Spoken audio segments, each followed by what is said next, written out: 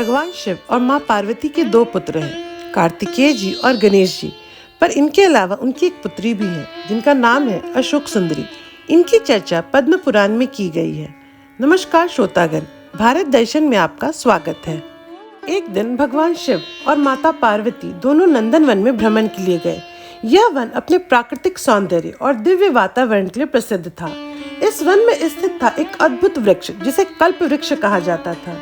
यह कोई साधारण वृक्ष नहीं बल्कि देवताओं की इच्छा पूर्ति करने वाला एक दिव्य तरु था। जब माता पार्वती ने इस वृक्ष को देखा तो उन्होंने शिव जी से इस वृक्ष के बारे में पूछा।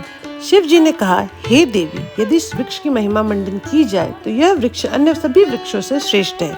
जैसे नदियों में गंगा प्रधान है, पर्वतों में हिमालय श्रेष्ठ है और जलाशयों में समुद्र सर्वोच्च है, उसी प्रकार यह वृक्ष वृक्षों का राजा है। देवगण इसी वृक्ष के समीप अपनी इच्छा पूर्ति के लिए आते हैं और यह वृक्ष उनकी सभी इच्छाओं की पूर्ति करता है।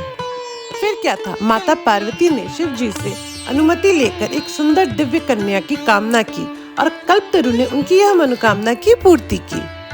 यह कन्या ऐसी थी मानो जैसे सौंदर्य और गरिमा ने मनुष्य रूप धारण कर लिया हो।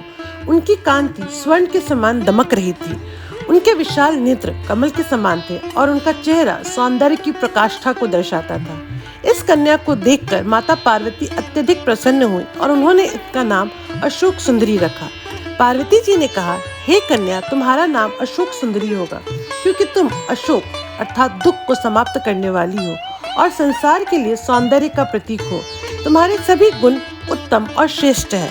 इसके बाद देवी पार्वती ने अशोक सुंदरी को वरदान दिया कि वह सोम वंश के धर्मात्मा नहुष की पत्नी बनेंगी। एक दिन अशोक सुंदरी शिवलिंग अपने पिताजी के सामने लाई और बोली, हे पिताजी, आपके शिवलिंग में मेरा स्थान कहाँ होगा?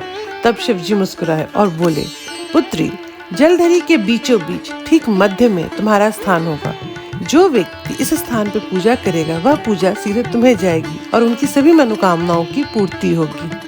धीरे धीरे अशोक सुंदरी बड़ी होने लगी और एक दिन वह अपनी सखियों के साथ नंदन वन विचरण करने को गई। तभी वहाँ पर हुंड नाम का राक्षस आया जो अशोक सुंदरी की सुंदरता को देखकर मोहित हो गया। उसने उनके सामने विवाह का प्रस्ताव रखा, लेकिन अशोक सुंदरी ने अपने माँ के कथनों को उसके सामने रखा और बोला कि उनका विवाह नहुष से ही होगा। यह सुनकर राक्षस को बड़ा क्रोध आया और वह वहाँ से गुस्से में चला गया। अगले ही दिन हुंड तमोमयी माया से एक कन्या का रूप धारण कर लिया और फिर वहां जा पहुंचा जहां अशोक सुंदरी रहती थी। उन्हें बहला फुसलाकर वह अपने महल को ले आया। तब देवी ने पूछा, यह महल किसका है? तब कन्या रूपी दानवेंद्र हुंड ने बोला, यह महल हुंड का है। अशोक सुंदरी बहुत क्रोधित हुई। वह क्रोध में उस जलती हुई ज्वाला के समान थी कि उनके सामने जो भी आता उसे जलाकर राख कर देती। तब उन्होंने कहा, मेरे समझाने पर तुमने मेरी बात नहीं मानी। मैं तुम्हें श्राप देती हूँ कि तुम्हारे वंश का नाश मेरे होने वाले पति नहुष करेंगे। तुम्हारे वंश के नाश होने के बाद ही मैं विवाह करूंगी।